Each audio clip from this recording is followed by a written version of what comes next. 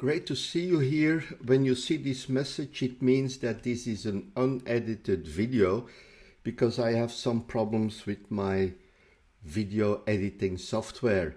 Anyway, I will adjust that later. So that's it for the message. Let's start with the session.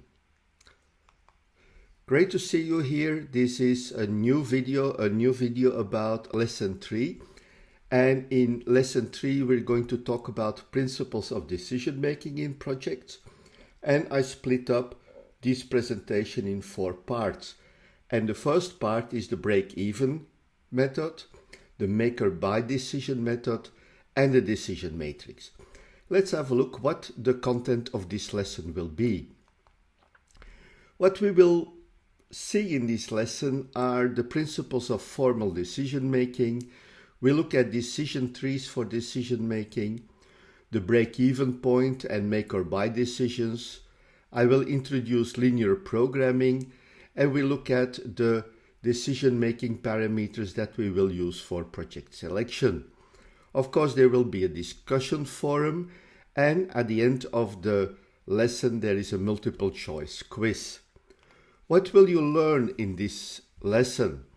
After completing this lesson, you will be able to explain the principles of formal decision-making, decision trees, break-even analysis, make-or-buy analysis, and linear programming.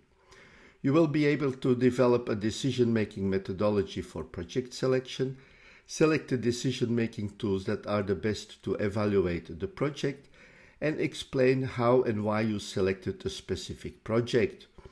You will be able to evaluate project performance in an objective way, calculate expected monetary value parameters for project evaluation and selection, and create the basis for project follow-up.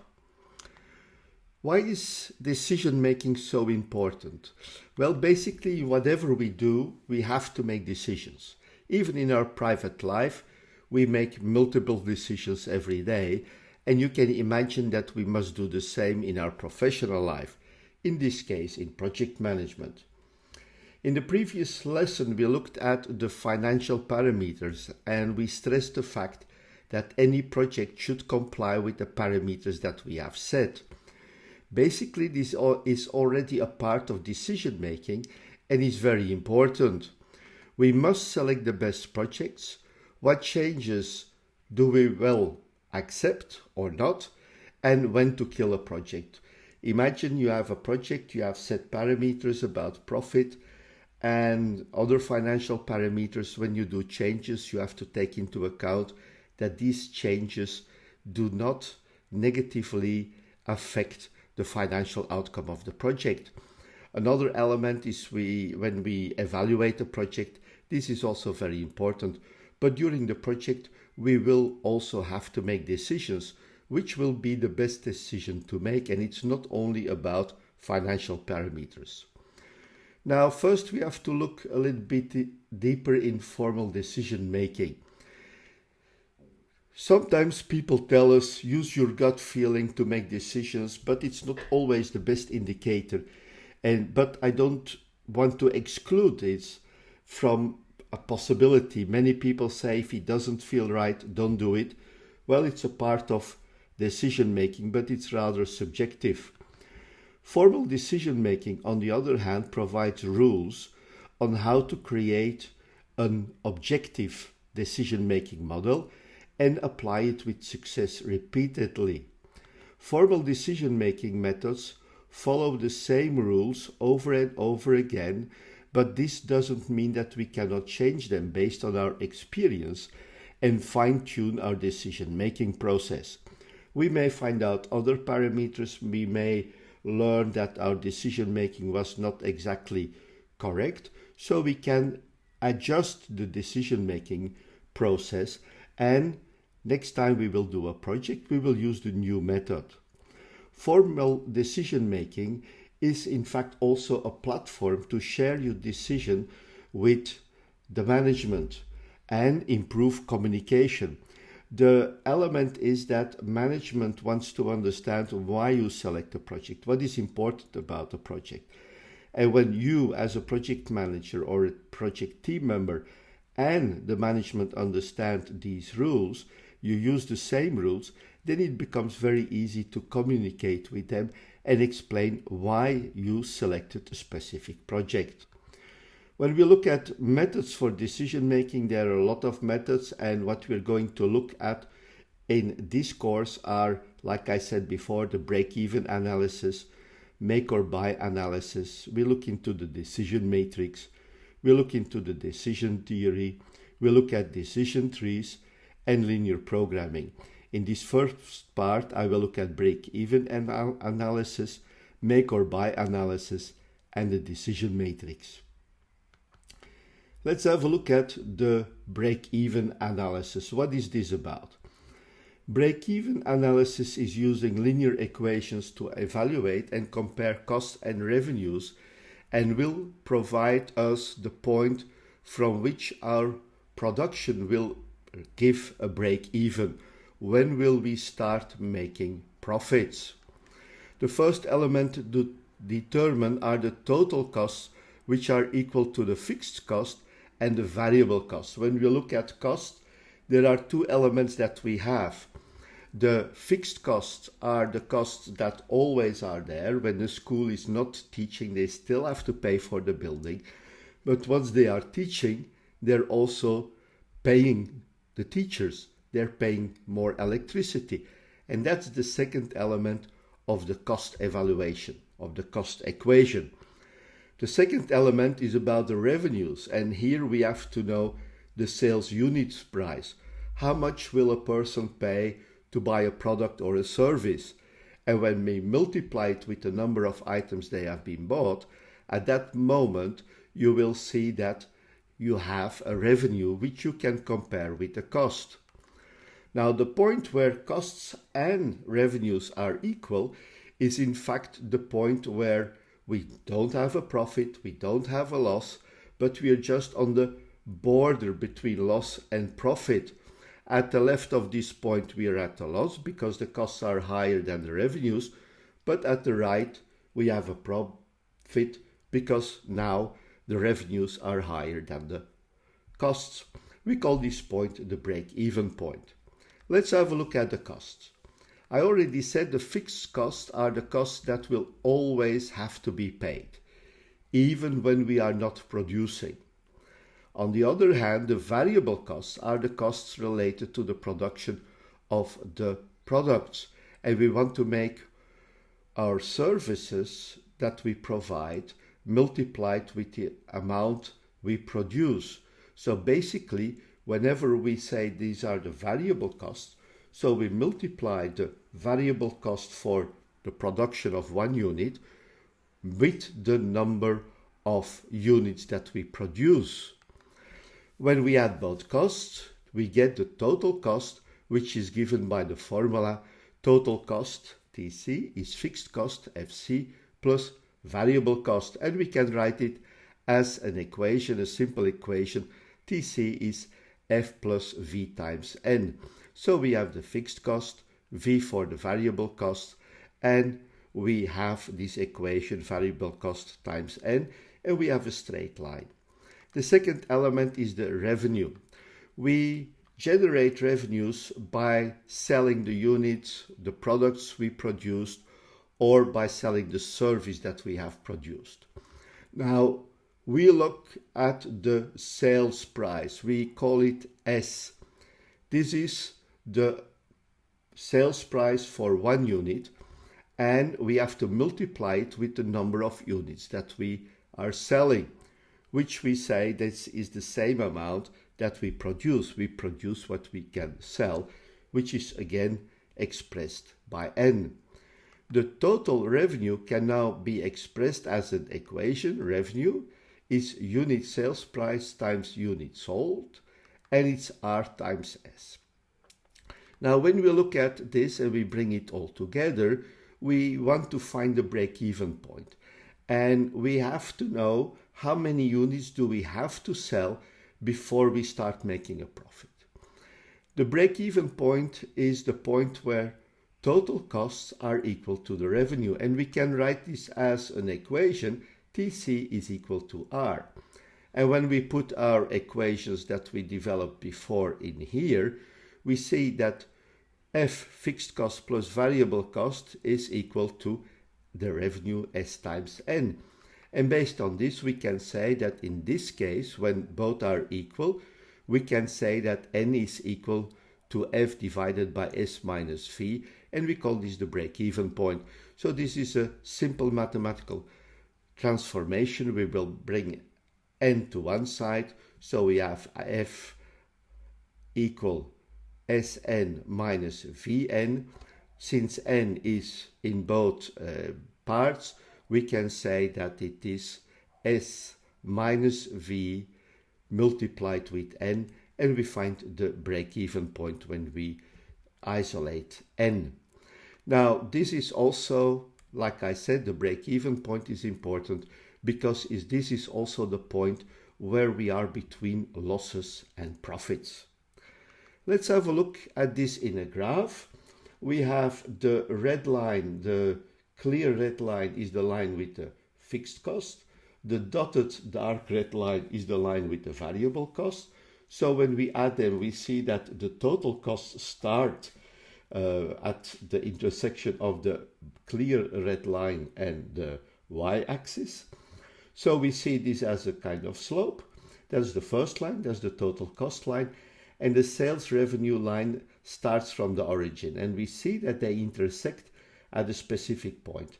And that point we call the break-even point. So when we have the equations of the two lines, TC is F plus Vn, we see that this line, even when n is equal to 0, has a specific value F, while R is in fact a straight line through the origin. And it's clear, when you don't sell anything, you don't get any money.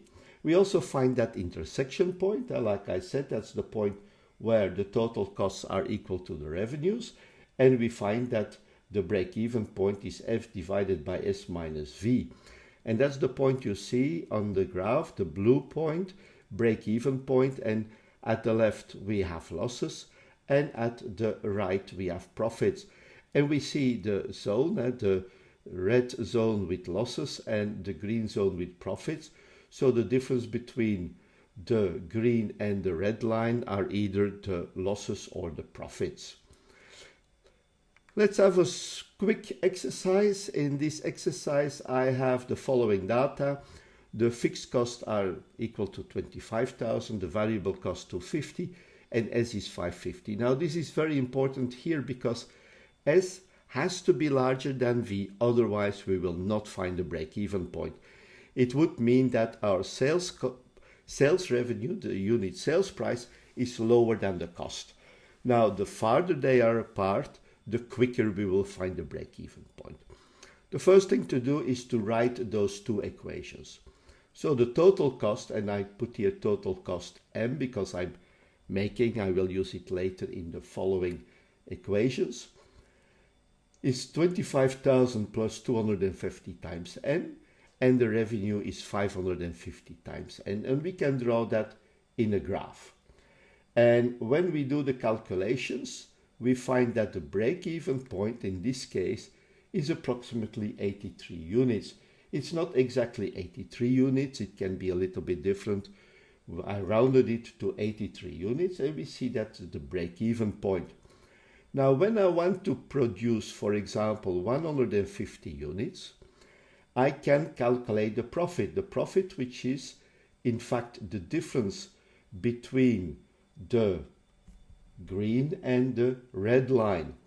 And I see that I have 150 times 550 minus 250, so that's the profit I get from only the difference between the variable cost and the revenue minus the fixed cost, and it gives us a total of 20,000. So when I'm producing 150 units, I'm having a profit of 20k, which is quite nice in this case, but we have to see how it works and what our specific case is. Another element to talk about is what we call the make or buy analysis. The make or buy analysis is an analysis typically stating if we have to make or buy something. Basically, it's a selection between two processes. The first process is I make something and I sell it. And the second process, I buy something. So basically here we're comparing the cost.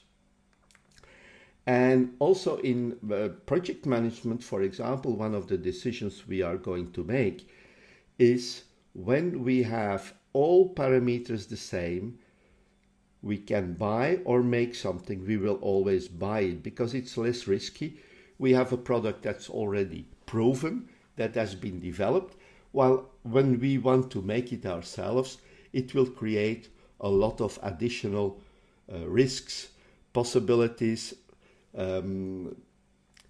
probable failure or things like that. So it's in our basic interest to buy the different or the thing that's available. I had a case with a bank and we were selling our safety software. They made their own safety software, which seemed to be more interesting for them. But on the other hand, they didn't have all the support.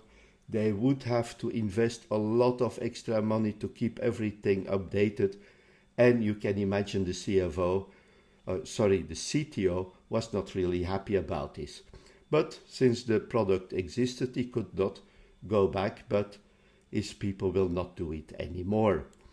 What we're going to do here is to compare the cost for making a product and for buying it, which then gives the two formulas. We have the total cost for making is the fixed cost for making plus the variable cost for making multiplied with the number of units, and the total cost for buying is the fixed cost for buying plus the variable cost for buying multiplied by n.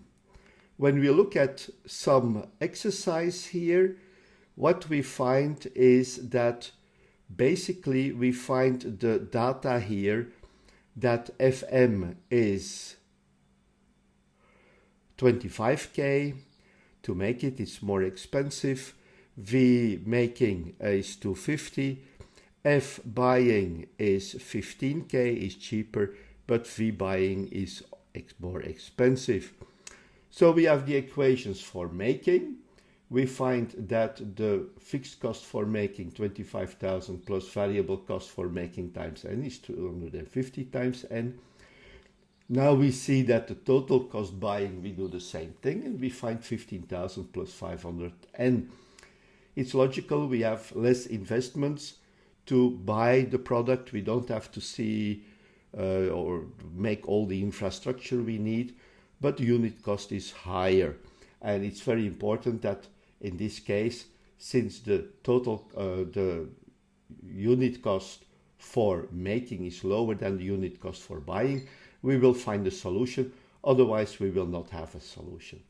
So here we have the graph, and basically we call it here a decision point. It's not the break-even point anymore because we just are comparing costs, which is the best solution depending on the quantity I'm expecting to make. So basically here I see that both equations are equal to each other, and we find the expression that n is the difference of the fixed cost divided by the difference of the variable costs. Now we have to see that the sign is okay here, so we find a number here. N is 10,000 divided by 250, means the break-even, the decision point is situated at 40. We want to make 50 units, or we want to buy, we don't know yet, but we see that 50 is larger than 40. So in this case, we will make the units, we will not buy them. Let's have a look at the decision matrix. The decision matrix is also a specific application of the multi-criterion analysis. And what is very interesting here is that we can combine different elements, different parameters in one model. Imagine or remember when the teacher said how many apples we have plus 5 oranges. Well, we cannot add apples with oranges, but when we call them fruits, we can say we have so many fruits. And that's basically what the decision matrix or multi-criterion analysis is very interesting for. what we see, we have a table here. We have different parameters that we are going to evaluate.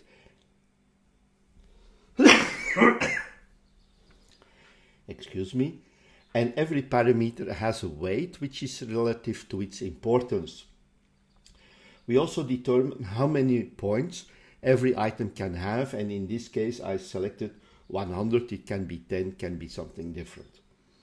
Now what we start doing here, we look at the different possible solutions, and what we're going to do is we're going for every solution we are going to evaluate how many points this element will give. And once we have that, we can calculate the weighted average of all the points, and we can identify the best solution. That's one parameter that we have. The other thing is we can divide the cost by the total points, and we find the cost per point, where we will select the lowest cost per point because that's the most efficient solution. I've been applying these things in different possibilities. You can use it to select a car, you can use it to select between projects, you can use it to select between different solutions. Even when you have different and rather complicated solutions, you can find ways to use this method, and of course it can become more complex than what I'm just explaining here. Let's have a look at an example. Here I have let's say the example that I had before with the different parameters. Here I find the parameters to evaluate. That's the first thing I have to select. Don't select too many parameters because then it doesn't work properly, but you can split up each parameters in each parameter in subcategories. And when we have it in subcategories, we can also put different rules there. For example, economy should not have less than 55 points, for example. These are some elements that you can add to make it more, let's say, interesting, more detailed. Here we have the weights, the importance of the parameters on a scale of 100, and everything adds up here to 100. And then we have the different possible solutions here, the different solutions that we may use or that we have identified. Now let's have a look at the calculation example. I have solution 1 with a cost of $255,000, and I put here the evaluation. So for example, for an economy I gave 85 points, life cycle cost 25, location 35, ecology 95, things like that. So basically what we are going to do next is to calculate that monetary value. So we have 85 at 45 as a weight, and I can multiply with 0.45, but basically it doesn't make a difference. So I find 3,820 points. I do that for all of them. So basically I multiply 45 with 85, 25 with 75, 15 with 25, 10 with 35, 5 with 95, and basically I find a total for solution 1 of 6,900 points. Now I cannot say that this is a good solution, I don't know, because I have to see what really happens with the other solutions. What are the points of the other solutions? But this is the principle which I explain in detail on solution 1. The next thing we can do is take the 6,900, divide 255,000 by 6,900, which gives us 37, and 37 is the parameter cost per point which I will evaluate later to find the best solution. So we add now 2 more solutions, solution 2 and solution 3, and in the next slide I will give you the results of the evaluation. So what I find here, I have solution 2 has a total of 7,225 points. Solution 3 has a total of 7,950 points. And we see that when we calculate the cost per point for solution 2, we find 39.4, and for solution 3, 36.4. So basically solution 3 is the best solution. It's also the most efficient solution because the cost per point is the lowest. Now, what's the problem here? Solution 3 is the most expensive solution. So when you go to your boss, this method and all the evaluations you did before will help you to provide a solution which at the start, at the moment of the investment, is more expensive, but basically over the total lifetime, the total evaluation of this solution says that it's basically the best solution. Now, in some cases that may be a problem, but anyway, we will see how it goes. And once your boss understands how this system works, it's really a very interesting way to deal with it. I used it on many projects and it helped us to find the best solution. So that's it for this first part of lesson 3. I will continue with this presentation in the next video. We will look at the second part of lesson 3 and I'm looking forward to seeing you there. Thank you. Bye-bye.